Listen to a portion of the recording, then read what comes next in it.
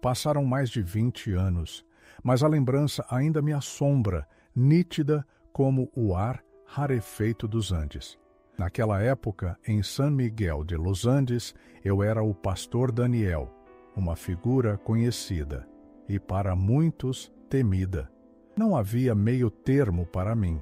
Minha fé era uma rocha inabalável, sem fissuras para concessões. Se algo me parecia errado, eu batia o pé e batia forte. E o que mais me corroía, o que me tirava o sono e me incendiava por dentro, era a devoção às imagens, à Virgem, as rezas para Maria. Era um ódio cego, uma fúria que eu disfarçava de zelo divino. Acreditava que estava defendendo Deus, mas no fundo era apenas a chama de uma intolerância que eu alimentava no peito. A faísca que acendeu o inferno em mim foi a chegada de uma nova imagem de Nossa Senhora de Guadalupe, bem ali, na frente da igreja matriz. Uma doação, disseram, uma família cumprindo uma promessa de gratidão.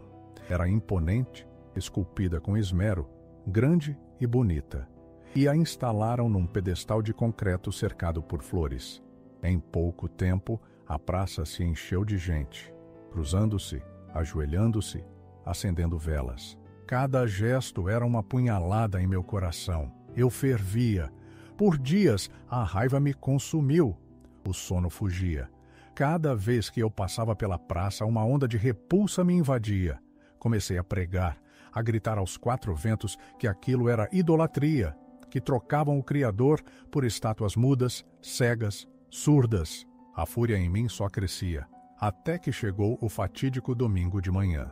Peguei o martelo pesado que usava nas obras da igreja, um monstro de aço. Eu escondi sob o braço. Fui em direção à praça, determinado. Minha Sofia, minha esposa, me olhou com os olhos arregalados. "Daniel, aonde você vai com isso?" perguntou, a voz trêmula, carregada de um pressentimento sombrio. "Vou acabar com a idolatria desta cidade", respondi sem sequer olhá-la. Ela tentou me deter, suplicou, mas eu já não ouvia. Estava cego pela minha própria justiça. A praça fervilhava. A missa tinha acabado de terminar. Crianças corriam, idosos conversavam nos bancos, vendedores ofereciam suas empanadas na esquina. Eu avancei, reto para a imagem. Os olhares se fixaram em mim, confusos, curiosos, meio sem entender o que eu faria.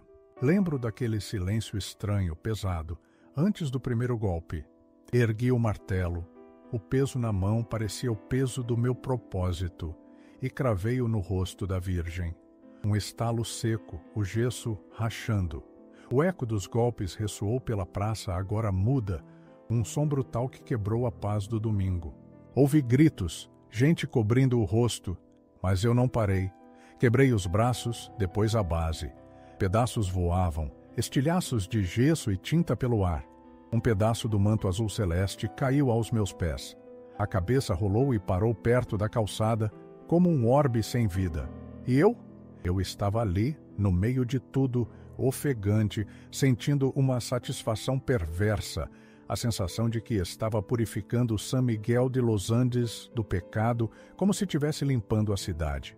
Foi então que ela se aproximou, uma senhora de cabelos brancos e rosto marcado pela vida, os olhos marejados. Era Carmen Montoya, uma das almas mais devotas daquela paróquia. "Daniel", ela começou, a voz embargada pelo choro. "Você não tem coração? Aquela imagem não era só gesso, era a Virgem de Guadalupe, a mesma que meu pai trouxe de Ayacucho quando eu era menina." Ela se ajoelhou ali mesmo, no chão frio da praça, as mãos unidas em prece, ignorando os cacos espalhados. "Lembro como se fosse hoje", ela continuou, a voz quase um sussurro. O padre José com as mãos trêmulas, abençoando-a na capela da vila. Era a nossa proteção, a lembrança viva da fé que ele nos ensinou. Ela me lembrava minha mãe, que se foi cedo e rezava para ela todos os dias. Eu, inflexível, encarei-a. "Isso é só gesso, mulher, não é Deus. Deus não mora em boneco", retruquei, a voz dura, sem um pingo de compaixão. Ela se afastou, os ombros tremendo sob o peso da dor e da incompreensão. Voltei para casa exausto, mas inflado, sentindo-me um vitorioso, como se tivesse cumprido a mais sagrada das missões. Sofia, porém, estava em silêncio. Não me olhou, não disse uma palavra. Eu sabia que estava brava, sentia a tensão no ar. Mais tarde, ela me confrontou, a voz contida. Você exagerou, Daniel. Podia ter conversado. Aquilo não foi certo. Eu, no meu orgulho, a acusei de fraqueza na fé, de se deixar contaminar pelas coisas de católico. Ela se calou. E a cada dia que passava, o silêncio dela se aprofundava, virando uma barreira intransponível. Minha atitude virou o único assunto em San Miguel de los Andes. Uns me apoiavam, sim, mas a maioria se voltou contra mim. Chamavam-me de louco. Outros pararam de falar comigo, mas eu estava cego, não me importava. Achava que eles é que estavam errados, perdidos. Continuei pregando, agora com uma raiva ainda mais ácida. Idolatria era o tema de cada sermão. Atacava a Virgem Maria em cada oportunidade. Cheguei a dizer que ela não tinha poder algum, que era apenas uma mulher, e que quem rezava para ela estava se perdendo irremediavelmente. Sofia já não me acompanhava tanto. Ela dizia que eu estava agressivo demais. Uma vez, com uma tristeza que me cortou por dentro, ela sussurrou que eu tinha perdido a paz, e era a mais pura verdade.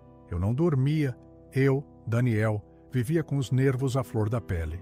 Qualquer coisa me irritava, mas eu jurava que era o Espírito Santo me inquietando com o pecado alheio. Nunca, nem por um segundo, parei para olhar para dentro de mim. Nos meses que se seguiram aquele dia na praça, depois de ter quebrado a imagem, tornei-me cada vez mais fechado, um ermitão em minha própria casa. Minha vida inteira girava em torno de ditar o que era certo e o que era errado. No fundo, me considerava superior a todos. Acreditava piamente estar defendendo Deus, quando, na verdade, só estava alimentando um orgulho que crescia sem parar. Se alguém me questionasse naquela época, eu diria, sem pestanejar, que estava no caminho certo, que fiz o que era preciso, que Nossa Senhora não salvava ninguém. Mal sabia eu a reviravolta que a vida me preparava. Não fazia ideia de que, em pouco tempo, eu passaria pela maior transformação da minha existência. Aquele dia na praça foi para mim um triunfo. Mesmo com metade da cidade de Bogotá me lançando olhares tortos, eu caminhava de cabeça erguida, o peito estufado, convicto da minha missão. Alguns me parabenizaram, afirmando que era exatamente isso, que alguém precisava ter a coragem de agir. Pessoas da minha congregação me abraçavam, garantindo que Deus me honraria por ter quebrado aquele ídolo. Houve até quem dissesse que o céu vibrava de alegria. E eu, ingênuo, acreditei em cada palavra. Não demorou para os convites começarem a chegar de fora.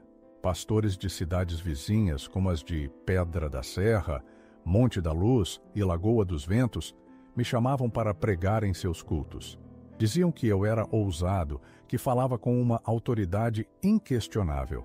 Um deles chegou a me chamar de profeta. Isso subiu à minha cabeça como um vinho forte. Comecei a me sentir importante, um homem ungido por Deus, um escolhido. Deixei que essa vaidade me dominasse por completo. Passava horas a fio preparando sermões incendiários, cada um deles um ataque direto ao catolicismo. Cada frase que eu meticulosamente montava era uma acusação, um golpe. Eu usava a Bíblia como um martelo, exatamente como aquele que eu havia levado para a praça. Aquele mesmo martelo cujo eco dos golpes ressoou pela praça silenciosa e cujo barulho seco do gesso se partindo ainda ecoa em minha memória. A arma mudava, mas a intenção, o impacto, eram os mesmos. Eu queria ferir. Queria provar que eu estava certo. Por fora, eu parecia mais forte do que nunca, inabalável, mas, por dentro, as rachaduras já começavam a se formar. E eu, cego pelo orgulho, não percebia. Carolina, minha Carolina, foi a primeira a mostrar sinais de mudança. Ela nunca foi de muitas palavras, mas depois daquele domingo, seu silêncio se aprofundou. No início, imaginei que fosse apenas o medo da confusão que eu havia criado, uma reação passageira. Mas, com o tempo, comecei a notar uma tristeza diferente nela, um ar mais pensativo. Ela parou de me acompanhar aos cultos com a mesma frequência de antes, e quando ia, permanecia quieta no banco, alheia, como se a alma não estivesse presente. Um dia reuni coragem para perguntar o que estava acontecendo. Ela respondeu, com a voz baixa, que sentia que eu estava indo longe demais. Disse que aquilo já não era mais sobre Deus, que eu parecia tomado por uma raiva cega e não pela fé genuína. Eu, na minha arrogância, rebati que ela não estava compreendendo nada, que aquilo era uma artimanha do diabo para esfriar sua fé. Ela não disse mais nada, apenas me encarou com um olhar que até hoje me persegue, um misto de profunda decepção e um cansaço que parecia vir da alma. Mas eu segui em frente obstinado como um trator desgovernado, só que cada vez mais árido por dentro. Até que um dia, uma senhora me procurou no portão de casa. Era a Dona Helena, simples, com sua saia longa, já gasta pelo tempo, e os cabelos grisalhos presos em um coque apertado. Ela devia ter seus 60 e poucos anos. Falou com uma educação que me desarmou, chamou-me de pastor e disse que queria apenas conversar. Perguntei qual era o motivo. Com uma voz que tremia levemente, Dona Helena revelou que aquela imagem que eu havia destruído na praça era idêntica à que sua mãe havia deixado como herança antes de falecer. Para ela, aquela estatueta não era apenas um objeto, representava a presença da Mãe de Deus na vida de sua família, um elo sagrado que vinha de gerações. E havia algo mais, um detalhe precioso que ela me contou. Aquela imagem específica da Virgem de Guadalupe havia sido benzida pessoalmente pelo Padre José, na paróquia de São Francisco, quando Dona Helena ainda era uma jovem, recém-casada, em um dia de muita fé e esperança para sua família. Ela me garantiu que não estava ali para brigar, apenas para expressar a profunda ferida que minhas ações haviam causado. Nem esperei que terminasse. Interrompia com a voz firme, dizendo que imagem não era Deus, que o que eu fizera era necessário, e que, se seu coração estivesse verdadeiramente em Deus, ela não sentiria falta de estátua nenhuma. Dona Helena permaneceu parada por um instante, a dor nítida em seu olhar. Depois, baixou a cabeça com dignidade e disse, com uma serenidade que me desconcertou, que rezaria por mim. E foi embora, lentamente, cada passo carregado de uma quietude que me incomodava.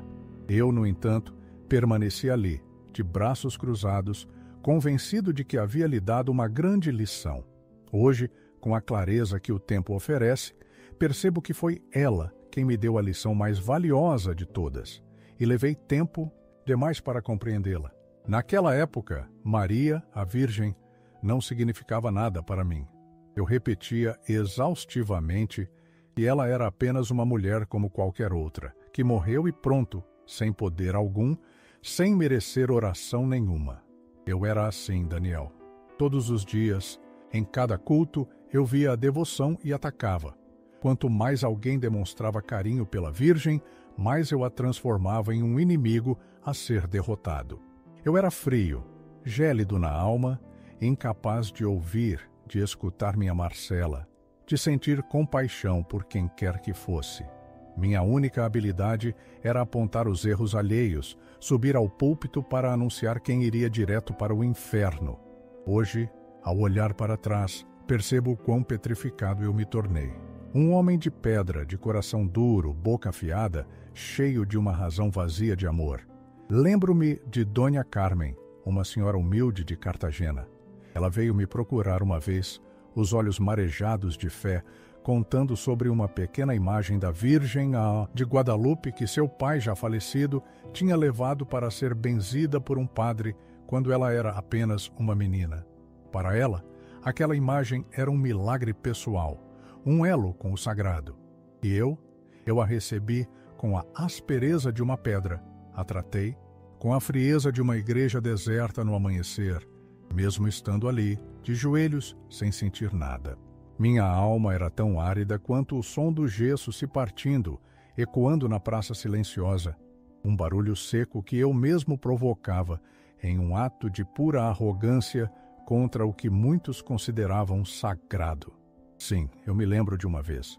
Foi por isso que quando tudo desabou, eu senti que me desfazia. Porque não foi a Virgem que eu quebrei, fui eu mesmo. Eu me destruí, e foi ela, justamente ela, quem me estendeu a mão. Eu dizia que a Virgem Maria não salvava ninguém, mas foi ela quem salvou a minha vida. Aconteceu numa noite de quinta-feira. Marcela e eu voltávamos de uma pregação em uma cidade vizinha. Já era tarde. Tinha chovido um pouco durante o dia, mas a carretera estava seca. Eu estava exausto, mas a pressa de chegar em casa me dominava. Tinha outro compromisso logo cedo no dia seguinte e eu detestava dormir fora. Marcela até insistiu para ficarmos na casa da irmã dela, mas eu fui irredutível. Disse que era apenas 1 hora de caminho, que eu estava acostumado, que não havia perigo. Ela ficou apreensiva, mas entrou no carro e seguimos viagem. A carretera era escura, sinuosa, daquelas rodovias de interior mal sinalizadas na Colômbia. Eu acelerei mais do que devia. Queria minha cama, meu descanso. Marcela permaneceu em silêncio, o olhar perdido na janela. Já fazia tempo que ela não tentava puxar muita conversa comigo. Estávamos quase chegando a Pueblo Viejo quando aconteceu. Numa curva mais fechada, um caminhão surgiu na contramão. Só vi os faróis vindo em minha direção. Não houve tempo para pensar. Tentei puxar o carro para o acostamento, mas era tarde demais. Foi um estrondo. Tudo ficou branco, depois preto. Um cheiro de borracha queimada invadiu o ar, seguido por um silêncio mortal que parecia ensurdecer, um zumbido agudo em meus ouvidos. Quando abri os olhos, estava de cabeça para baixo. O carro tinha capotado, completamente destruído. O teto amassado, o vidro estilhaçado, tudo quebrado. O cinto de segurança me prendeu ao banco. Meu peito doía, a cabeça girava. A primeira coisa que fiz foi gritar por Marcela. "Daniel, estou aqui", ela respondeu. Viva, consciente? Também. Presa pelo cinto, mas acordada. Conseguimos nos soltar, rastejando para fora dos destroços. Achei que tinha algum osso quebrado, mas consegui me levantar. Marcela também, tonta, com um pequeno corte na testa, mas de pé. Saímos cambaleando do meio daquela montanha de metal retorcido. Quando vi o estado do carro, meu coração travou. Era inacreditável que tivéssemos saído dali vivos. O carro parecia uma lata amassada. O caminhão também estava parado mais à frente. O motorista, um homem chamado Miguel, saiu ileso, graças a Deus. Algumas pessoas que passavam pela carretera pararam para ajudar. Uma moça disse que já tinha chamado o socorro. Outro rapaz me ofereceu uma garrafa de água. Perguntaram se estávamos bem, se queríamos sentar. Eu não falava nada, apenas olhava para o carro, sem conseguir entender como estávamos inteiros. Foi então que eu vi. Na frente do caminhão, bem no para-choques, havia um adesivo. Era azul com dourado ao redor. A imagem da Virgem de Guadalupe. E embaixo, em letras pequenas, "Protegei-nos, Mãe Santíssima". Eu travei. Fiquei olhando para aquilo como se fosse a primeira vez. Um frio subiu pela minha espinha. Meu corpo inteiro se arrepiou. A cabeça latejava, o peito parecia apertado. Comecei a chorar do nada. Um choro pesado, soluçado, vindo do fundo da alma. A aspereza dos cacos de vidro em minhas mãos, de quando me arrastei para fora, agora parecia insignificante diante do que eu sentia. Marcela se aproximou e perguntou o que havia acontecido. Eu apontei para o adesivo. Ela olhou e os olhos dela também se encheram de lágrimas. Ficamos ali, os dois parados na beira da carretera, sujos, cheios de poeira, tremendo e chorando. Naquele instante, eu soube. Não precisei de anjos aparecendo, nem de vozes vindas do céu. Eu apenas olhei para aquele adesivo e entendi. Foi ela, foi a Virgem de Guadalupe. Foi ela quem nos guardou. Miguel, o caminhoneiro, se aproximou, vendo o nosso estado. Ele nos ofereceu um lenço. Marcela, entre soluços, apontou para o adesivo e perguntou: "Por que essa imagem específica?" Miguel, com a voz embargada, respondeu: "Há alguns anos, minha Filha mais nova enfrentou uma doença grave. Os médicos não davam esperanças. Eu fiz uma promessa à Virgem de Guadalupe. Ela ouviu minhas preces e minha filha se recuperou. Desde então, esse adesivo me acompanha em todas as viagens. É minha forma de agradecimento, de lembrar que ela sempre nos protege. Naquele momento, a fé de Miguel ecoou em mim e a certeza se enraizou em meu coração. Eu, Daniel, que tanto ataquei, fui salvo por aquela que eu tanto neguei. Eu, Daniel, passei a vida inteira dizendo que ela não era nada. E foi justamente ela que me salvou. Ela me arrancou de dentro daquele carro esmagado, em meio ao cheiro sufocante de borracha queimada que ainda pairava no ar. Protegeu a Marcela. Não nos deixou morrer ali, naquela estrada colombiana, onde o silêncio mortal após o impacto foi quebrado apenas pelo zumbido ensurdecedor em meus ouvidos. E não foi por merecimento. Se dependesse das barbaridades que eu preguei, das zombarias que proferi, eu teria partido naquela curva maldita. Caí de joelhos ali mesmo, no meio do cascalho, sem me importar com a dor que rasgava minhas pernas. Chorei. Pedi perdão, sussurrando, gritando. Não sei. Só sei que cada gota de arrogância que guardei por anos desabou naquele instante. Lembro-me de Isabela, uma mulher simples, de olhos cansados, mas com uma fé inabalável. Ela me procurou meses antes, na praça principal de nossa pequena cidade, segurando uma pequena imagem da Virgem de Guadalupe. Contou-me que a tinha desde menina, que o padre Ricardo a havia abençoado na sua primeira comunhão. Senhor Daniel, ela disse com a voz mansa, esta Virgem é um milagre na minha vida. Eu, em minha cegueira, sorri com desdém. É só gesso, Isabela, respondi. Um pedaço de barro não significa nada. Minha voz ecoava, fria como o martelo que usei para quebrar a imagem da igreja meses antes, o som seco do gesso se partindo na praça silenciosa, um eco da minha própria soberba. Mas aquele adesivo no caminhão, com a mesma Virgem de Guadalupe, me desmantelou por completo. Naquela noite, mesmo machucados e com o corpo dolorido, não fomos direto para o hospital. Nosso destino era a paróquia principal, a mesma onde eu tinha, em minha insanidade, destruído a imagem meses antes. O portão ainda estava entreaberto. Padre Ricardo morava ali perto. Bati na porta com a mão que ainda conseguia mover. Quando ele me viu, seus olhos se arregalaram. Era tarde. Eu devia estar com o rosto coberto de fuligem e sangue, a roupa rasgada, mas ele me reconheceu. Padre, preciso entrar. Minha voz falhou. Preciso pedir perdão. Ele abriu e a primeira coisa que fiz foi olhar para o altar. Lá estava ela. Uma imagem nova, do mesmo tamanho da outra, mãos postas, rosto sereno. Caí de joelhos. Pela primeira vez na vida, me ajoelhei diante dela. E pela primeira vez, senti paz. No chão da igreja, o frio do mármore se infiltrava em meus joelhos, um contraste gélido com o suor que ainda escorria pelo meu corpo.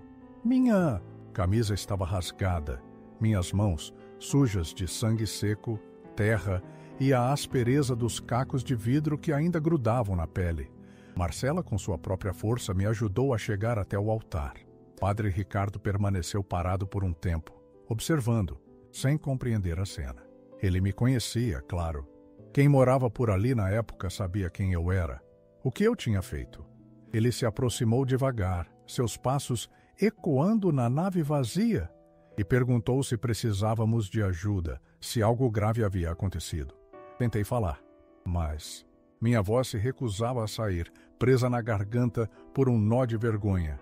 Foi Marcela quem narrou os fatos. Contou que havíamos sofrido um acidente, que o carro dera perda total, mas que saímos ilesos. Mencionou também o adesivo no caminhão, aquela imagem da Virgem de Guadalupe. Lembrei-me do caminhoneiro, um homem corpulento, com olhos marejados, que me disse ali na beira da estrada, essa Virgem me salvou, Senhor. Coloquei o adesivo depois que meu filho se curou de uma doença grave. Foi uma graça. Padre Ricardo olhou para mim, e seu rosto, antes confuso, suavizou-se. Ele apenas disse, a igreja está aberta, Daniel. Pode entrar. Ela está esperando por você. Foi ali que desabei de vez. Caminhei cambaleante até a frente do altar e parei diante da imagem nova, colocada exatamente no lugar da que eu havia destruído meses antes. Era parecida, o manto azul, as mãos juntas, o olhar tranquilo. Mas, para mim, naquele momento, ela parecia viva. Não com olhos de carne, mas com uma presença avassaladora, como se estivesse ali, apenas para mim. Senti-me pequeno, tão pequeno, que não sabia onde esconder a vergonha. Ajoelhei-me, os joelhos doíam, mas a dor física era nada comparada à dor na alma. Cobri o rosto com as 2 mãos e chorei. Chorei como nunca havia chorado na vida. Era um choro de culpa, de arrependimento, de quem carrega um fardo pesado demais para suportar sozinho. Fiquei ali, em silêncio, apenas chorando, até que comecei a falar, baixinho, quase inaudível. Pedi perdão. Confessei que não sabia o que estava fazendo antes, que fui cego, orgulhoso, cruel. Disse que zombava dela, que falava que ela não era nada e que mesmo assim ela me salvou. Protegeu a mim e a mulher que amo, sem pedir absolutamente nada em troca. Marcela ajoelhou-se ao meu lado, pegou minha mão e começou a rezar. Era a primeira vez que a escutava rezar para Nossa Senhora, e aquilo me tocou ainda mais fundo. Eu não sabia as palavras, mas permaneci ali, em silêncio, absorvendo cada prece. Padre Ricardo sentou-se em um dos bancos do fundo, um pouco afastado, e não disse uma palavra, apenas nos observou, respeitando o seu momento sagrado. Quando terminamos de rezar, ele se aproximou. Olhei para ele e, com a voz embargada, pedi para me confessar. Expliquei que não era católico, que nem sabia como funcionava, mas que precisava tirar aquilo de dentro de mim. Ele colocou a mão no meu ombro. Deus escuta o coração antes da boca, Daniel. Ele disse com uma serenidade que me acalmou. O perdão já está a caminho. Permanecemos na igreja por quase 1 hora. Depois, Padre Ricardo nos levou a uma pequena salinha e ofereceu um café. Sentamos ali, os 3. Marcela contou mais detalhes do acidente. Eu fiquei quieto, apenas escutando. A voz ainda me faltava. Eu estava como que entorpecido, mas no fundo, algo completamente novo começava a despertar em mim. Uma vontade genuína de entender, de conhecer, de recomeçar tudo do zero. Antes de partir do hospital, o padre José Alberto me entregou um pequeno livreto. Era um guia simples para rezar o terço. Explicava os mistérios, as orações, cada passo. Agradeci, a vista ainda turva pela emoção. Naquela noite voltamos para casa a pé pelas ruas de Medellín. O carro ficou na estrada, um amontoado de metal retorcido que a seguradora se encarregaria depois. Mas, naquele instante, tudo o que queríamos era o calor do nosso lar. Ao chegar, tirei a roupa rasgada, tomei um banho demorado, quase em transe. No espelho, as marcas do cinto de segurança no meu peito, vermelhas e fundas, eram um lembrete vívido. Se não fosse esse cinto, eu não estaria aqui, pensei. E se não fosse aquela mão invisível segurando o volante, talvez nem o cinto adiantasse. Lembro-me do cheiro acre de borracha queimada que ainda impregnava minha pele, do silêncio mortal que se seguiu ao impacto e do zumbido persistente nos meus ouvidos. Quando tentei me mover, senti a aspereza dos cacos de vidro nas minhas mãos, um rastro da violência do momento. Na manhã seguinte fui até a casa da minha sogra, Dona Helena. Com a voz embargada pela humildade, pedi-lhe uma imagem antiga de Nossa Senhora de Guadalupe que ela guardava com tanto carinho. Ela me olhou surpresa, mas sem hesitar, estendeu a imagem em minhas mãos. Levei-a para casa, limpei-a com um pano macio e a coloquei sobre a estante da sala. Márcia, minha companheira de todas as horas, acendeu uma vela ao lado. E a partir daquele dia, comecei a rezar todos os dias.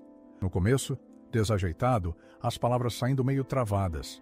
Depois, com mais segurança, repetindo as orações como quem aprende a andar. Mas cada Ave Maria, cada Pai Nosso era sincero. A propósito, na rodovia, enquanto os primeiros socorros chegavam, O caminhoneiro, um senhor chamado Miguel, ainda pálido e tremendo, apontou para o adesivo de Nossa Senhora de Guadalupe no para-brisa do meu carro. Daniel, ele disse, voz embargada, esse adesivo eu mesmo coloquei depois de uma graça alcançada. Quase perdi a vida numa curva e Nossa Senhora me salvou. É por isso que ele estava lá. Um milagre. Os dias que se seguiram foram diferentes. Uma paz que eu não sentia há anos começou a se instalar. Comecei a visitar a igreja católica da nossa paróquia. O padre José Alberto, sempre acolhedor, me recebia com um carinho que me desarmava. Nunca me cobrou nada, apenas ouvia, explicava, acolhia. E eu, aos poucos, fui entendendo que aquela mulher, a quem eu tanto rejeitei, nunca me rejeitou. Ela apenas esperou, com paciência e amor. E quando a hora certa chegou, me puxou de volta ao seu regaço. Muitas coisas mudaram dentro de mim nesse período.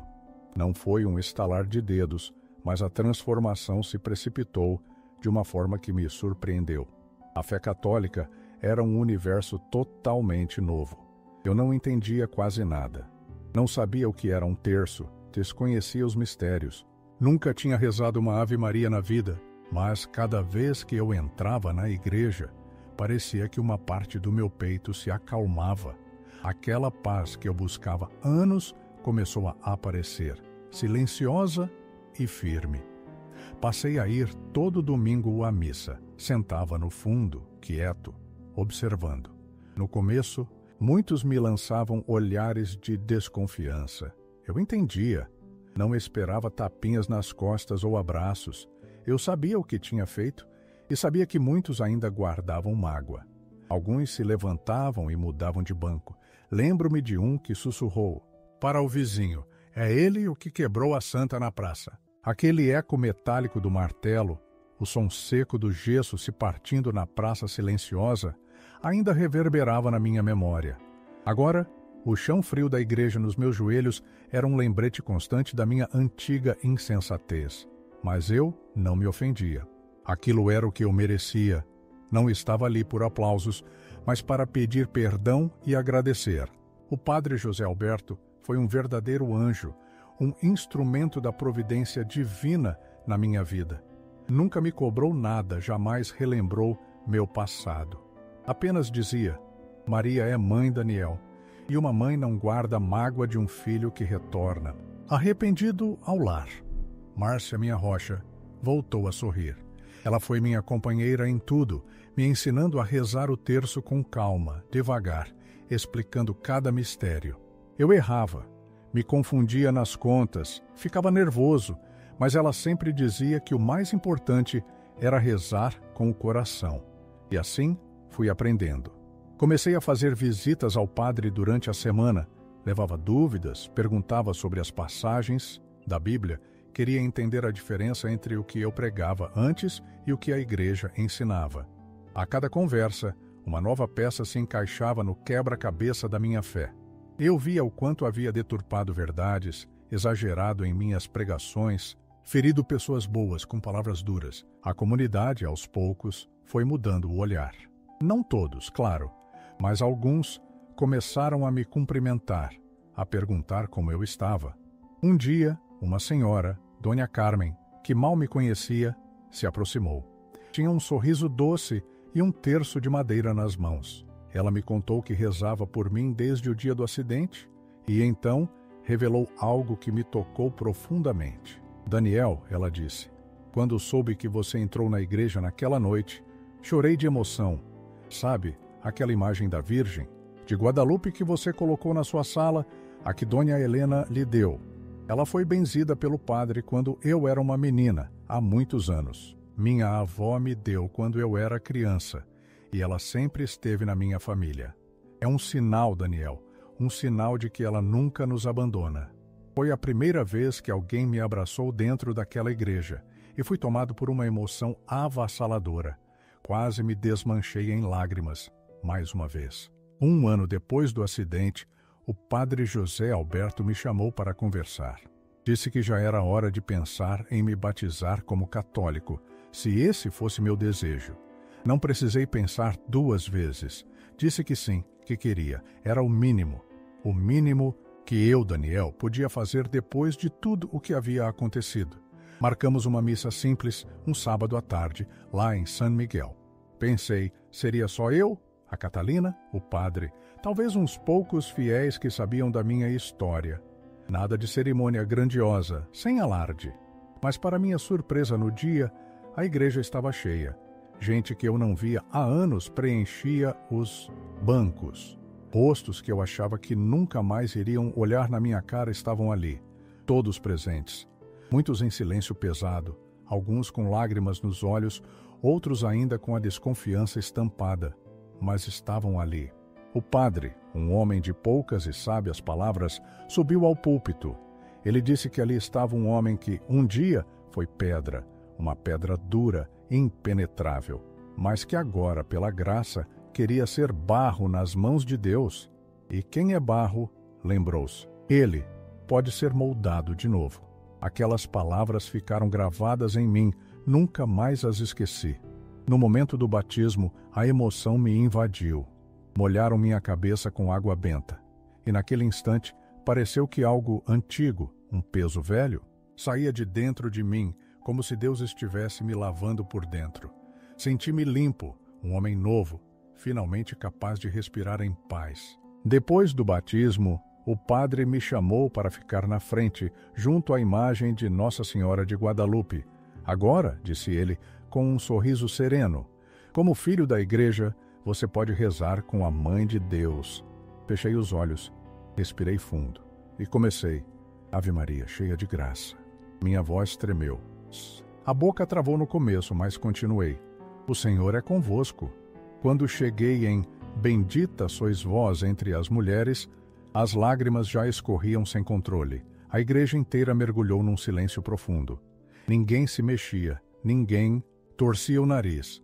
Apenas minha voz, fraca, quebrada, mas cheia de uma entrega que eu nunca havia conhecido. Santa Maria, Mãe de Deus, foi aí que minha voz falhou de vez. Tentei continuar, mas desabei. Chorei como uma criança, um choro limpo, o desabafo de quem havia segurado tanta dor por anos a fio. A Catalina segurou minha mão, firme. O padre colocou a mão em meu ombro e eu terminei a oração baixinho, com o coração completamente entregue. Aquela foi a primeira vez que rezei a Ave Maria. Desde então, nunca mais passei um dia sem repetir essas palavras. Elas viraram parte de mim. Naquele dia, deixei de ser o homem que destruiu uma imagem e comecei a ser o homem que se deixou reconstruir por ela. Na saída, uma mulher com cabelos grisalhos e olhos mareados, que eu só conhecia de vista, se aproximou. Era Helena. Ela me olhou com uma doçura que me desarmou. Aquela imagem de Nossa Senhora de Guadalupe, Daniel. Ela começou, a voz embargada. Aqui foi danificada. Ela era da minha família há gerações. Meu pai a trouxe da cidade do México. Foi benzida por um padre em Medellín. Quando eu ainda era uma menina, um presente da minha avó. Carregava as preces de toda a minha linhagem. A revelação dela me atingiu como um raio, mas seu olhar era de perdão, não de acusação. Hoje fazem mais de 20 anos daquele acidente. E mesmo depois de tanto tempo, eu ainda me emociono quando lembro de tudo. A curva traiçoeira naquela estrada, o estrondo da batida que ecoou pelo vale. O cheiro acre de borracha queimada invadiu minhas narinas, seguido por um silêncio mortal que pareceu engolir o mundo. Um zumbido agudo perfurou meus ouvidos, e o frio gélido do chão de pedra da igreja penetrava meus joelhos desprotegidos quando me vi ali, minutos depois, entre escombros. Mais tarde, a aspereza dos cacos de vidro em minhas mãos enquanto tentava inutilmente juntar o que havia quebrado. O som metálico do martelo ecoando na praça silenciosa, pontuando o ar gélido da manhã. Cada golpe, um lembrete seco do gesso se partindo. E o adesivo com a imagem dela, a Virgem do Carmo, no para-choque do caminhão. Anos antes, Ricardo, o caminhoneiro, me contou que aquele adesivo, tão comum nos para-choques colombianos, não estava ali por acaso. Prometi que se ela me tirasse daquele buraco, ele disse com a voz embargada, eu a levaria comigo em cada viagem. Foi uma graça, Daniel, um milagre. Aquilo ficou marcado na minha memória como fogo gravado em madeira. Nunca mais saiu. A marca do cinto ainda aparece no meu peito quando fico muito tempo no sol. Um risco branco, meio torto, quase apagado, mas ainda lá. Toda vez que olho, me lembro que eu devia ter morrido naquela noite. Era para mim ter partido. Mas não fui. Alguém me segurou. Alguém que eu passei a vida inteira desprezando. Hoje moro numa casa simples, numa rua tranquila, aqui mesmo em San Miguel. A Catalina continua ao meu lado, mais forte do que nunca. Ela cuidou de mim nos piores momentos. Me mostrou com paciência como se reza.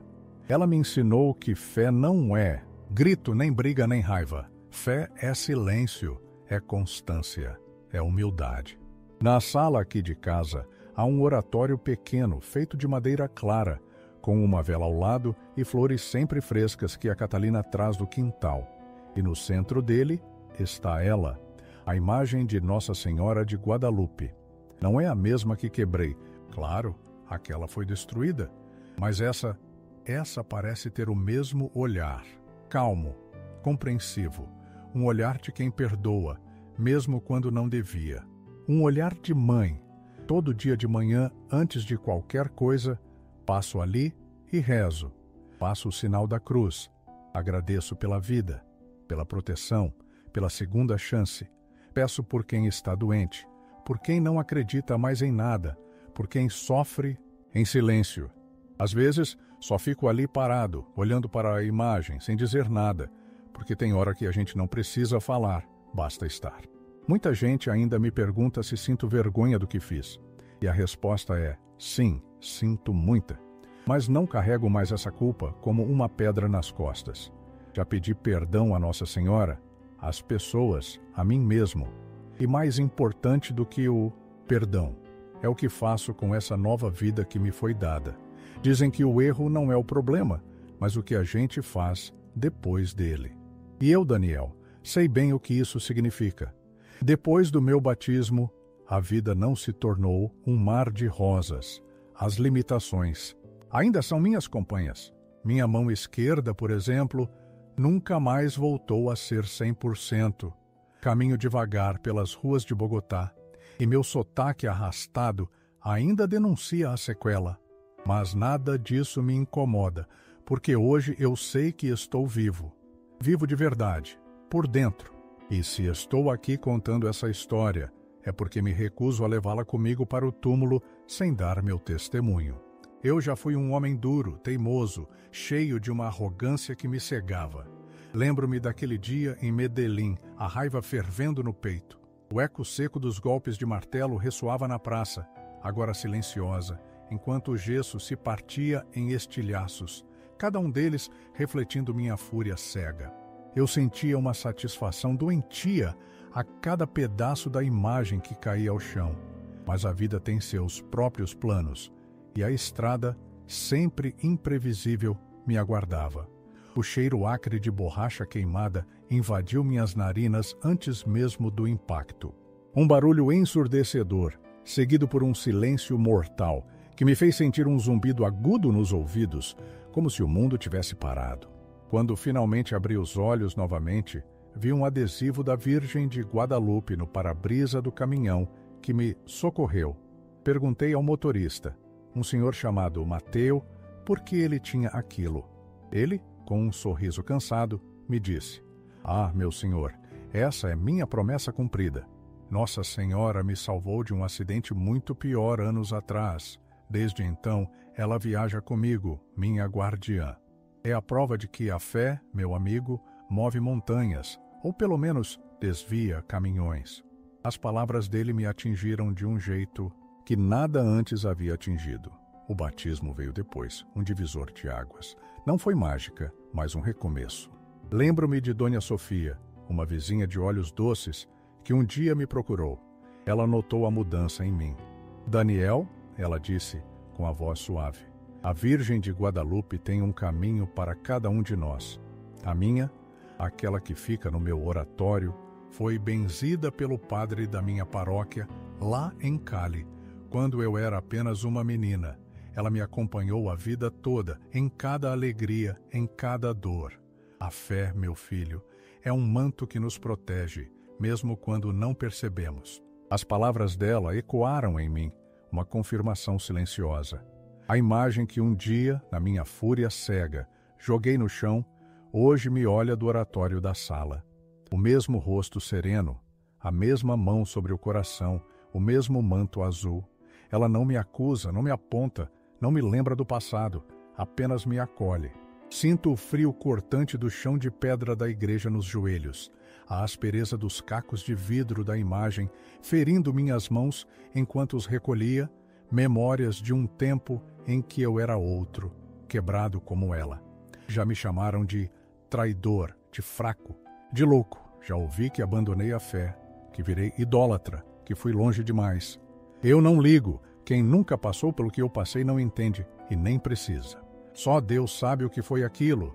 Só Nossa Senhora sabe o que fez naquela estrada. Eu não preciso convencer ninguém, só preciso contar. E se essa história chegar a alguém que hoje está com raiva, com ódio no peito, eu digo: calma, abaixe esse martelo. Escute o que o coração está tentando dizer. Às vezes, o que você mais rejeita é justamente o que mais vai te curar. Se hoje eu pudesse voltar no tempo, eu impediria aquele homem com o martelo na mão. Eu olharia para ele e diria: você não sabe o que está fazendo, mas ela sabe. E mesmo assim, vai te amar. Mas como não dá para voltar, eu sigo vivendo do jeito que posso, um dia de cada vez, rezando, agradecendo, amando e ensinando meus netos a fazerem o sinal da cruz com respeito, do jeitinho que a avó deles me ensinou. Hoje o martelo está guardado, enferrujado lá no fundo da despensa.